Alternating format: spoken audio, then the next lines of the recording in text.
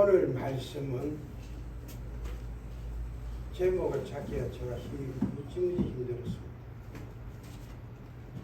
특별한 주제를 가지고 오늘 말씀을 전하는 것이 아니라 말씀 그 자체, 하나님께서 우리에게 주신 그 자체 말씀을 가지고 전하고 있다. 하나님께서 주시는 축복의 기회라고도 생각을 했습니다. 제목을. 그리고 마지막으로 축복의 기회를 잡자. 이것으로 결정했습니다.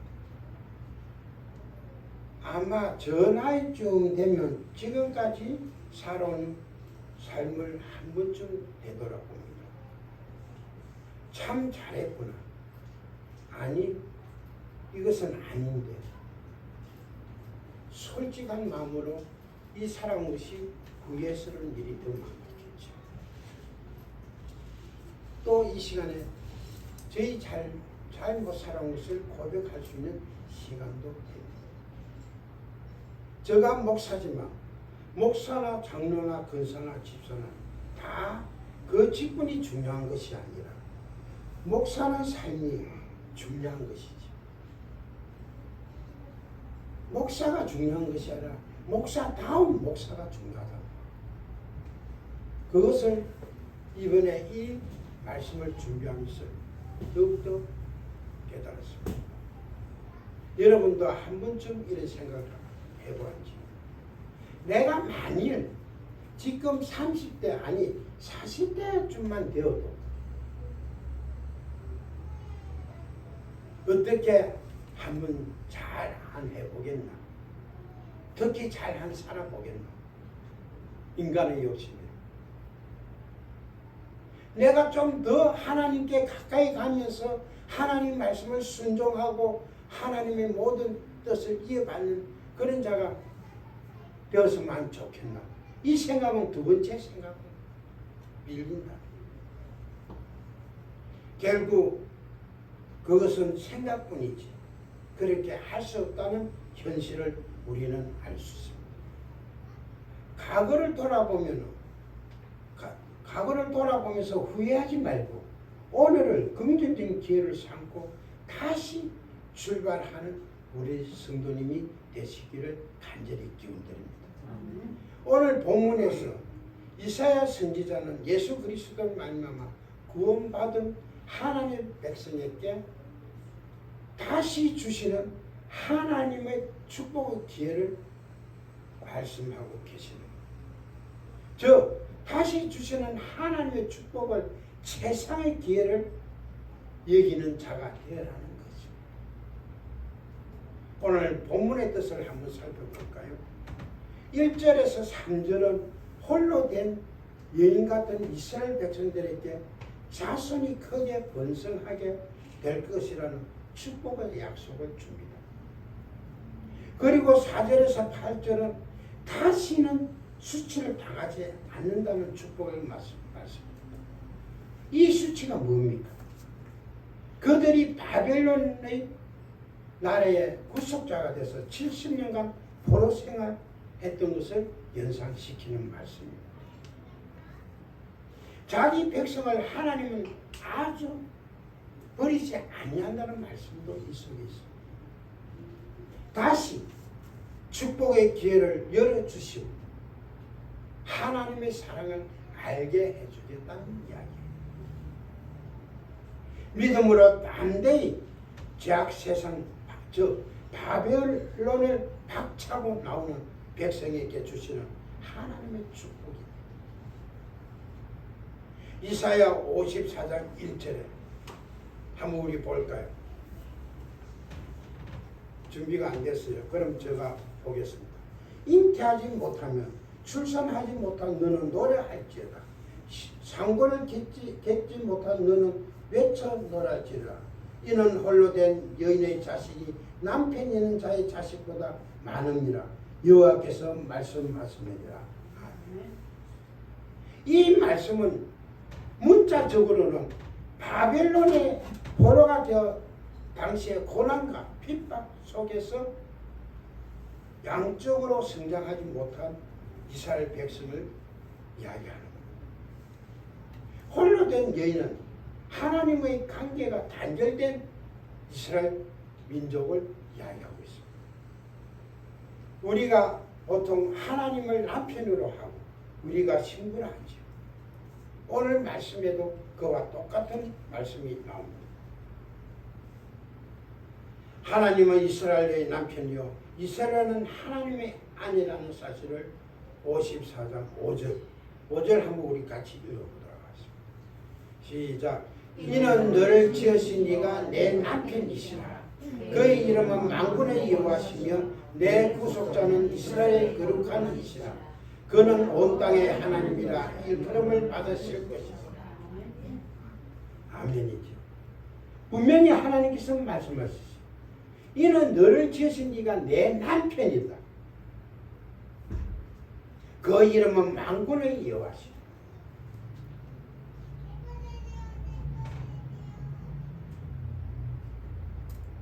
죄악을 인해서 하나님을 버림을 받고 가부가 되는 수치를 당하는 그런 이스라엘 민족들에게 하나님께서 말씀하시고 계십니다. 바벨론의 침략을 받아 예루살렘은 폐가 되었죠. 사람들은 바벨론에 껴들어갔고 그러나 선지자는 이런 이스라엘에게 노래하라고 했습니다. 그것을 크게 외치고 노래하라고 했죠. 모든 백성이 즐거움이 넘쳐 노래를 지르며 소리를 지르면 노래를 부를지리라. 그 이유가 무엇일까요? 하나님께서 다시 이스라엘 백성을 용서하시고 관계를 회복시켜 주겠다는 이야기입니다. 이 말씀을 오늘 우리에게 비유하게 되면 어떤 말씀이 나올까요?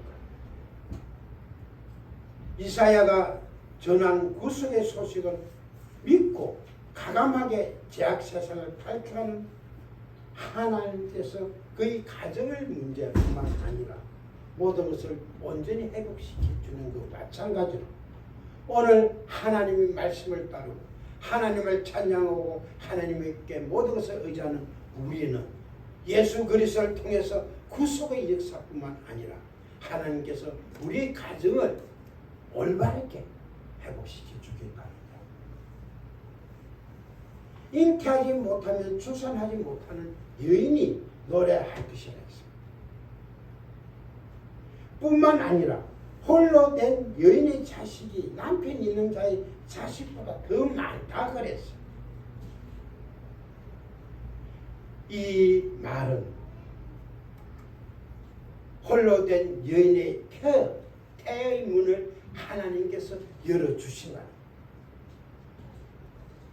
그럼으로써 하나님께서 원하는 또 자기가 원하는 자식을 놓을 수 있다는 이야기입니다. 자식을 낳지 못하는 여인이 갑자기 태의 문이 열렸어. 그렇게 기다리던 아이를 줄줄이 낳았어. 남편 있는 여인보다 더 많은 자식을 놓는다는 이야기.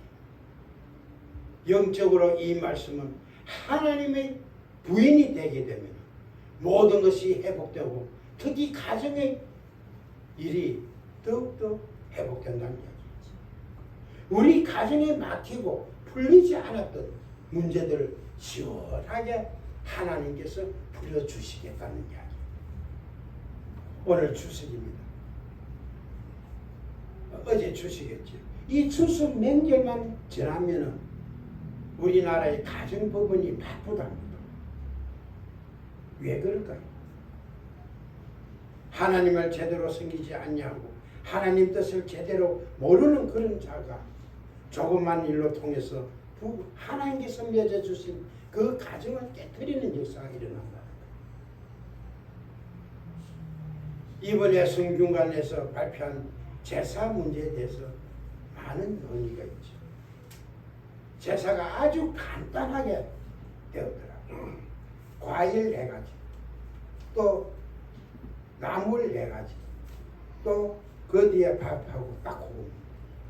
전도 붙이지 아니하고 기름진 음식도 올리지 아니하고 그 성균관에서 발표하기를 뭐라면 우리나라의 제사는 유교와 불교와 미신과 모든 것이 합쳐서 만들어진 제사 방법이라고 합니다. 이런 일이 오늘날 이루어지는 게 아니라 지금부터 70년 전에만 이루어졌다 해도 우리나라에 우리 기독교인이 더 많았을 거 아니냐, 이런 싶은 생각이 들더라.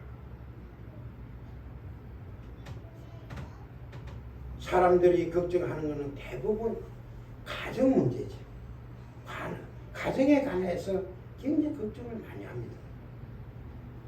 미혼의 자녀를 둔 부모들은 차납게나 우리 자식들이 언제 결혼하느냐, 또 우리 애들은 언제 취업을 하면, 언제 졸업하면 어떤 일을 할 것이냐, 이런 문제 때문에 많은 고민을 합니다.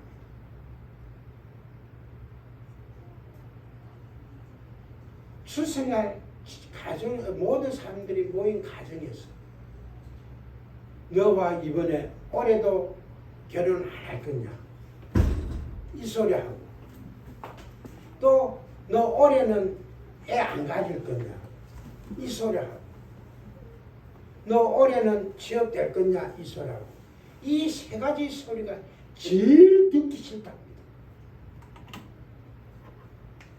이런 문제도 하나님께서 여인의 태를 열어주는 것처럼 우리 가정의 태를 열어주시게 되면 모든 것이 순조롭게 풀린다는 사실을 꼭 믿으시기를 바랍니다. 우리가 이런 말을 많이 하죠. 90살 된 부모님이 70살 된 자녀에게 오늘 자조심하라, 그런 이야기도 많고, 얼마 전에 TV에 이런 말이 나오더라고요. 농구선수 서장훈이라면 키가 207cm지요. 그런 장성된 아들을 보고 자기 부모가 하는 말이 밤길을 조심해라. 그리고 그 서정훈이가 무게가 115kg 나간다. 그 키 크고 거구고 남들 보면 거인처럼 보이겠지. 그런 사람한테 누가 간이 덤벼 들겠어. 그런데도 부모는 밤길을 조심하라. TV에 나와서 그 이야기를 할 때 역시 부모님 마음은 이런 것을, 자녀들 때문에 마음 편할 날이 없구나. 우리 하나님께서도 이 세상에 우리를 보고 얼마나 노심초사하시오. 가정이란 참 소중한 곳이지요. 사람이 아무리 멀리 여행 갔다 해도 반드시 돌아오는 곳이고, 그리고 아침에 일을 나갔다가 저녁이면 또 돌아오죠. 이런 가정 안에서는 내가 사랑하는 사람들이 있고, 또 나의 모든 것을 편하게 해줄 요건들이 다 있다는 사실. 어떤 상황에서도 내 말을 들어주는 자식과 아내와 내 편이 되어주는 모든 것들이 다 있다는 사실. 내 집이 비록 전세든 월세든, 또 내 집이 빌라든 조그만 학고방이라든지 이런 또 관계없다는 거예요. 가정이란 그 테두리를 하나님께서 우리에게 만들어 줄 때는 그곳에 조그만 교회가 형성돼야 된다는 거예요. 오늘 이사야 선지자는 내가 만일 하나님의 말씀을 듣고 바벨론, 즉 불신앙의 제약 세상에서 가감하게 탈출해서 시온의 땅 예루살렘으로 돌아오면 내 가정의 문제를 풀어주고 너로 하여금 기쁜 노래를 하는 자가 되게 해주겠다고 오늘 약속을 하고 계십니다. 이사야 54장 2절을 한번 볼까요? 내 장막 털을 넓히면 내 처소의 기장을 아끼지 말고 널리 펴되 너희 줄을 길게 하면 너희 말뚝을 견고히 할지니라. 이랬습니다. 우리는 이 말씀 가운데 두 가지의 큰 의미를 발견할 수 있습니다. 역사와 문자적으로 한번 해석해 볼까요?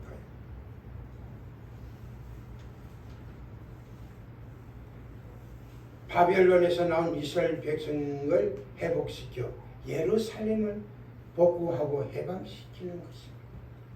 즉 70년 바벨론 포로에 돌아와 훼손되고 파괴되어 버린 예루살렘 성을 다시 그들이 그할 장막을 다시 세운다는 뜻입니다.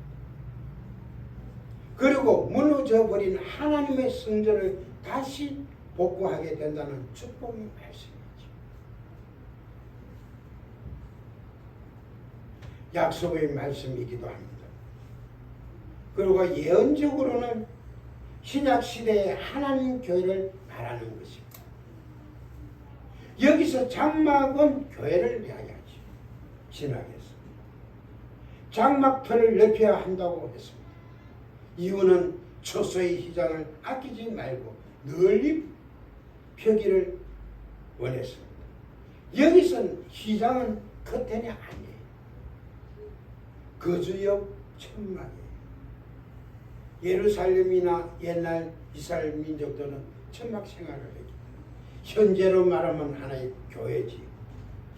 앞으로 사람들이 많아져 천막을 넓게 쳐야 하기 때문에 하나님께서 미리 축복을 해주시는 말씀. 큰 천막을 지탱하려고 하면 줄이 길어야 하고 또 그걸 막는 말뚝이 견고해야 된다고 하는 거예요. 이 모든 것을 하나하나 다 하나님께서는 축복을 해주시겠다는 말씀. 이런 하나님의 명령과 약속을 앞으로 일어난 신약 시대의 우주적 교회의 운동을 이야기하고 있습니다. 신약 시대의 교회 운동을 예루살렘에서 유다로 퍼져갑니다. 그리고 유다에서 사마리아로 퍼져가죠. 사마리아에서 땅끝까지 퍼져나갈 교회 운동을 이 말씀을 통해서 우리에게 예언하고 계시나. 하나님께서는 벌써 땅끝까지 내 증인이 되고 사마리아와 땅끝까지 내 증인이 되는 예수님 말씀 이전에 벌써 이 말씀을 통해서 하나님께서 우리에게 말씀하신 거예요. 여기서 오늘 내가 강의 설교 쪽으로 치우치는 이유가 여기서 하나의 주제를 잡지 못하기 때문에 하나님 말씀을 그대로 풀이하고 그대로 말씀을 전하는 거예요. 이사야의 이 예언은 역사와 현실을 성취해 되어가고 하나님의 바벨론에서 포로로 살고 있는 연적 이스라엘 자손에게 새로운 관계를 회복되는 날 예루살렘의 복구를 명령하셨습니다. 하나님은 우리가 하나님과 새로운 관계가 맺어지는 날 하나님의 집, 꼭 교회를 세우라고 말씀하십니다. 오늘 이 자리에서는 교회를 더욱더 넓히라는 거예요. 우리가 왜 주일마다 수요일 기도를 합니까? 하나님 말씀을, 하나님 명령을 이행하기 위해서 이 교회를 넓히고 이 장막을 넓히기 위해서 늘 기도하시고 또 계시는 거 아닙니까?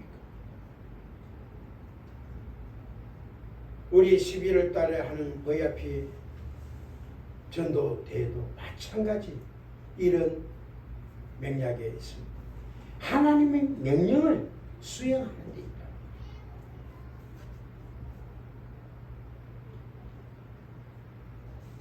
믿음으로 사는 성도에게 주시는 하나님의 축복이라고 우리는 분명히 믿고 그의 말씀을 순종하는 성도가 되시기를 간절히 축원드립니다.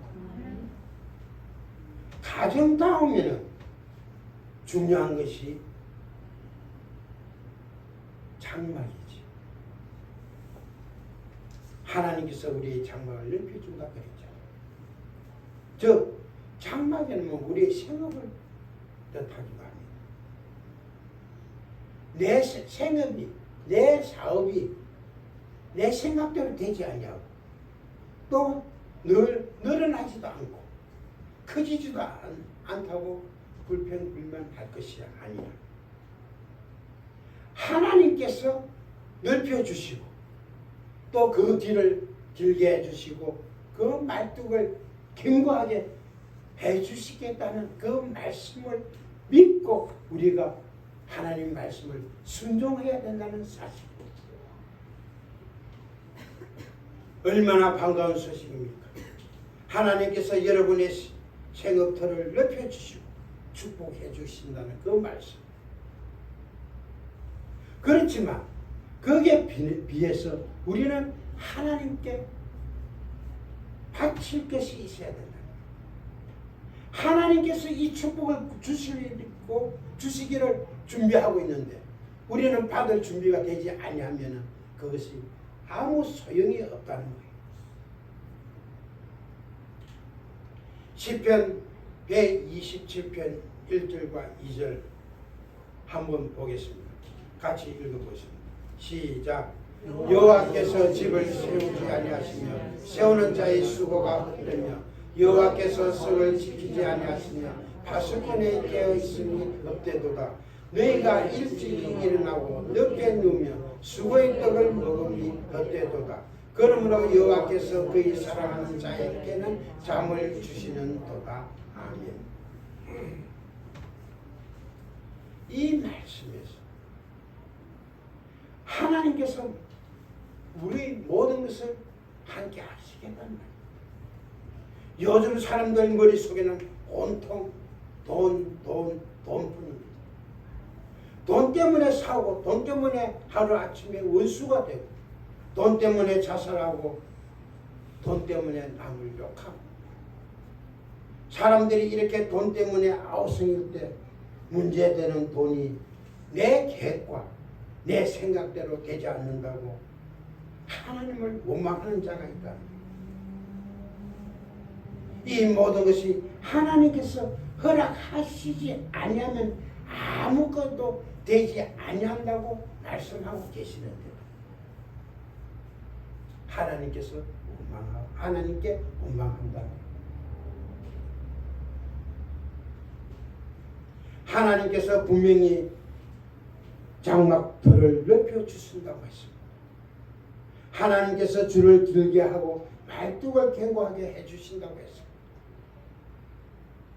물론 하나님께서 다 해주시겠다고 하셨지만 그 말씀만 믿고 빈둥거리고 다른 일을 하지 아니한다면 그것은 도둑놈 신부지요.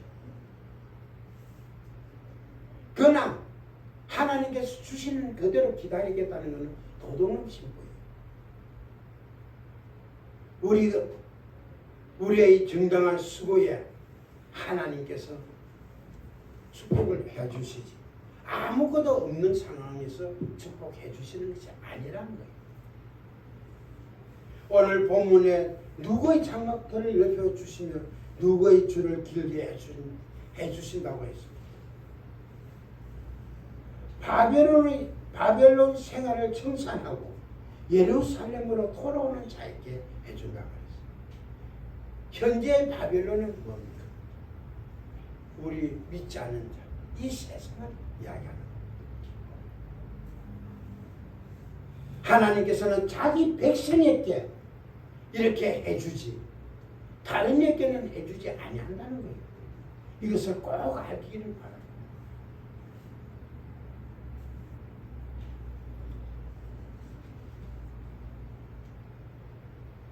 이사야 54장 4절 한번 같이 보겠습니다.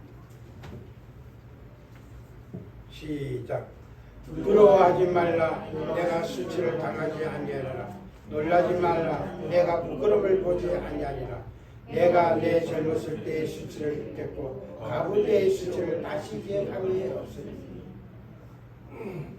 여기 분명히 두려워하지 말고 놀라지 말라 그랬습니다. 내 부끄러움을 보지 아니하리라. 내가 내 젊었을 때 수치를 입고 가부 때의 치욕을 다시 기억함이 없으리라 했습니다. 여기서 부끄러움이란 바벨론 포로지에서 치욕적인 삶을 의미합니다. 현재는 우리 지상에서 믿지 않는 자, 세상에 나가 있을 때, 예수님을 믿지 아니할 때, 소외된 자 너무나 없어서 그들에게 핍박당하고 그들에게 능력을 당하는 그 상태를 말하고 있습니다. 젊었을 때의 수치라는 것은 역시 바벨론 포로 생활 초기를 이야기합니다. 초기인 젊었을 때의 수치를 이야기하죠. 가부 때의 치욕이라는 것은 신랑 되시는 하나님 없이 홀로 살던 시절을 이야기합니다. 여기서 보면 가부 때의 치욕을 다시 기억함이 없으리라. 하나님께 돌아온 자에게는 하나님을 모를 그때 당한 모든 것을 생각지 않도록 하나님께서 해주겠다는 이야기입니다. 이사야 54장 4절의 교훈은 중요한 메시지입니다. 누구든지 복음의 소식을 듣고 바벨론이라는 불신앙의 장소에서 가감하게 믿음의 장소로 돌아오면 하나님께서는 그의 과거를 부끄러운 죄를 묻지 않겠다는 거예요. 그 명예와 영광을 모두 회복해 주시겠다는 말씀입니다. 이사야 1장 18절에서 너희 죄가 주홍 같을지라도 눈같이 휘어질 것이요 지렁같이 부을지라도 양털같이 휘어지기리라 했습니다. 하나님께서 이 약속을 우리에게 주셨습니다. 누구를 통해서? 신약시대 예수 그리스도를 통해서. 저 바벨론에 제약된 세상을 떠나 예루살렘 주님의 집으로 돌아오는 자기 백성에 대해서 하나님께서는 바벨론이 있던 그 옛날 사람으로 보지 아니하고 새 사람으로 보겠다고 약속한 거예요. 쉽게 말해서 우리에게 예수 믿지 않을 때 거기서 예수 믿는 사람으로 됐을 때는 예수 믿지 않을 때의 모든 것을 하나님께서 기억도 하시지 아니하고 보시지도 않겠다.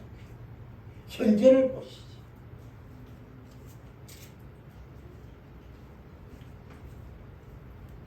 우리가 아무리 자기 자신이 잘났다고 해도 하나님께서 우리에게 진정한 신랑이 되주시지 아니하면 우리는 아무것도 아니라는 사실. 우리는 모두 하나님 앞에 신용불량자입니다. 우리의 삶을 뒤돌아 한번 보세요. 우리의 양심도 속이고 하나님 앞에 부끄러운 삶도 살았습니다. 세상 사람들 기준에서 보면 별로 부끄럽지 않게 살았지만 하나님께서 보시기는 그것이 매우 부끄러운 사실입니다. 그러니 성도 즉 거룩한 무리 하나님의 자녀라는 입장에서 보면은 솔직히 우리는 지금도 하나님 앞에 고개를 들 수가 없습니다. 목사다운 목사 자기 모든 것을 내려놓고 하나님의 뜻만 나타내는 목사 장로 자기의 오만한 모든 것을 감추어버리고 하나님의 뜻만 나타내는 장 모든 직분자들도 이런 것을 통해서 진정 하나님의 친구가 되는 그런 날에 하나님께서 모든 것을 허락해 주실 것을 믿기를 바랍니다. 중요한 것은 오늘 복음의 메시지를 들고 제약 세상에서 가감하게 탈출하여 하나님 앞으로 나오는 자에게는 그 부끄러운 신용불량자라는 이름표를 떼어주시겠다는 말씀. 깨끗하게 회복시켜 주시고 형통하게 해주시겠다.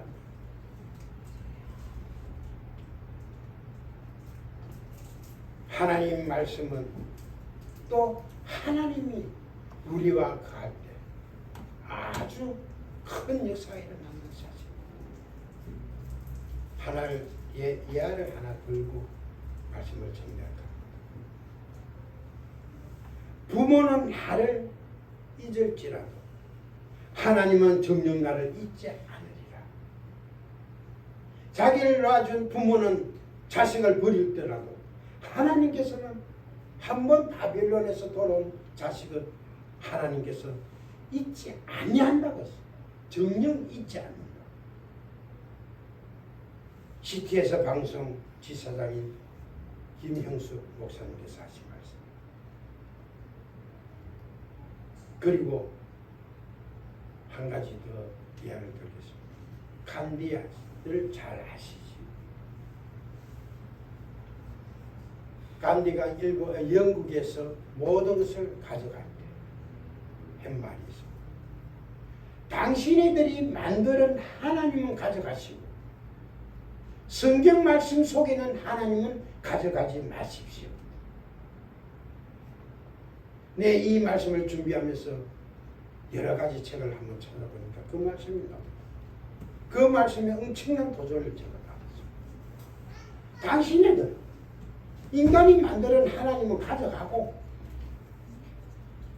성경 말씀에 나타나는 하나님은 그냥 두고 가시오.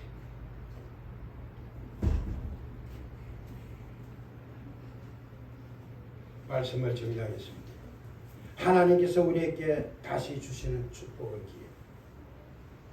이미 축복의 자녀로 삼아 주시는데 깨닫지 못하고 복에 겨워 말씀대로 살지 못하는 우리가 여전히 내 생각대로 제 세상의 방식대로 사는 우리에게 오늘 한 번 더 주시는 축복을 기회를 잡으시기를 간절히 바랍니다. 찬송가